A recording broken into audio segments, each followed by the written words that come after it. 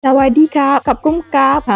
Sambil-sambil basuh periuk nak borak. Baru je balik dari Thailand hari tu, sis order air 3 layer dekat satu kafe ni. Memang padulah rasa dia, senang cerita. Iklan jap. Korang tengok Sinki ni ada waterfall mode. Okey, kita sambung. Lepas tu, teringin juga buat sendiri. 3 bahan ni je perlu guna. Jap, nak buat atas Sinki Luxury Waterfall Kitchen Sink ni, senang nak basuhkan benda-benda melekit ni. Okey, sis guna gula Melaka pure ya. Korang perlu cairkan. Lepas tu letak ais penuh-penuh. Kita tuang susu cair. Nampak dah layer dia. Okey, lepas tu sis tadi rendam 2 uncang teh. Guna je teh brand apa-apa. Biarkan dia pekat, hitam-hitam macam ni. Tuanglah.